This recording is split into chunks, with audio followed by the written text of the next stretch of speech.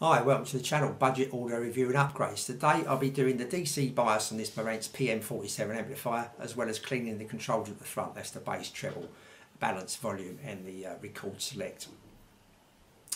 This was made in about 1996, like I say, by Marantz. This would have been the bottom of the range. I will be doing a review on this, so that'll be at the top against the Sensu 101, the kind of like normal review I do these days.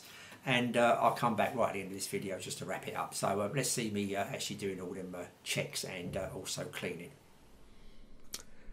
As you can see, here's the unit, and it's quite dusty inside, and especially near the output transistors. And I do give it a little bit of a clean with cotton buds later inside, etc., and a stiffish kind of paintbrush just to clean it up a bit. I mean, I've not gone it around like sparkling everywhere, but I've given it a good clean anyway. You know, I mean, it's cleaner than what it was. You'll see that picture at the end. Now we want to get to these pots here to give them a clean, to give them a spray with a deoxit. Now the volume shown in yellow is easy enough for me. You can do that without going any further, but the rest of the controls are in this kind of like circuit board tunnel showed by the red arrow, so they're all underneath there.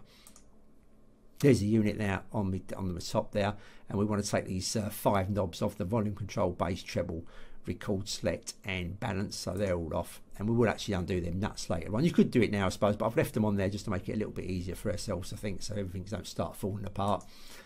And there's the top down view, and we want to undo these 3 screws here. So it's one on the left, one on the right and one in the middle. They all come undone. Now we want to undo the kind of extension to the on-off switch that comes from the front of the unit all the way back to the back of the unit, where the on-off switch is. Just unclip that off the on-off switch, and that comes off fairly easy. And this screw here come undone on the right hand side towards the front. That's like an earth-in. Just undo that. And we want to now undo these connectors. These just put off, just hold the board and the connector at the same time. Just give it a little wiggle and they will come undone. And here's another 3 towards the right hand side of that front board, and we'll just unclip them so they're unclipped. Now with the front of full off now, basically it come out in your hands, we want to undo these 2 screws here.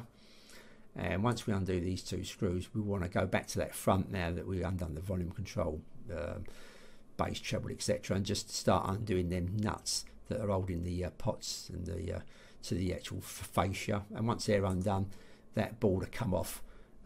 It looks like it's still on there, but this is the kind of board that's running level with that green and brown board. One's kind of laying flat and one's kind of laying upright, and it's the upright one that we've kind of like took off. So now we've got that off, we're going to have a look at the pots we want to clean, and there's the back of them there. And you just can't get to them, and there's no holes, no gaps or anything for any fluid to get in there. So that's the back, and we want to undo them clasps that kind of hold on them silver clasps at the back. As you can see, the front, there's no, you may be lucky to get a little bit of fluid down the shaft, but you want a bit more than, you know, a bit more than luck kind of thing. As you can see, all the way around there are to get to. So we want to do these clasps here. There are 4 clasps holding it together. Just put a little screwdriver in there and ping them clasps back, so all 4 of them are like that, so they've all come undone. And once you've done that, you can just pull that front or push the back of it. This is the bass control here. You can just pull the front forward slightly just to give it a little gap. It's not much of a gap, it's a couple of millimeters, just big enough for that screwdriver to get in. And once it's big enough for the screwdriver to get in, you can now spray your deoxit into that gap and give the control a nice clean. And obviously you go through and do this for all the controls. Okay, so once you've done that, you can do the volume control as well. Like I said, that was easy enough to do without even taking anything else apart, but do both gaps there. There was the left and right volume control, so do both. When I say left and right, it's on the same control. It's just 2 gaps, one at the front, one at the back, so to speak. Them 2 arrows, 2 yellow arrows to do the volume control.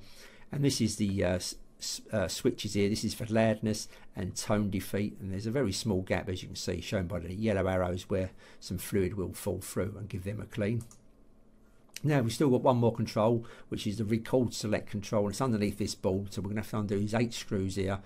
Some of the screws underneath the brown circuit board, a little bit harder to get to, not that much harder, just they're a little bit deeper, so you need a longer screwdriver.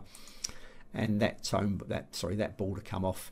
That select board there would come off, and we want to go for this pot here shown by the red arrow and yellow square. And this is another sealed unit, but lucky enough it's just got a little gap just where that that red arrow is pointing, is kind of like 4 little tips around it that the fluid will flow through, will, you know, kind of drown it in it, so to speak, and it will kind of seep through, and you can give that a clean. So that's it. So obviously now you've got to put it all back together, and all the pots have been cleaned, and as you can see, I've now got it all back together, and I've also give the circuit board a little bit of a clean, so it's a lot less dust than what it was when we first started, and that unit's now ready to go. Okay, this is inside the amplifier, the circuit board, and as you can see, the left channel is all yellow and the right channel is all red, just to try and, you know, verify which is what here.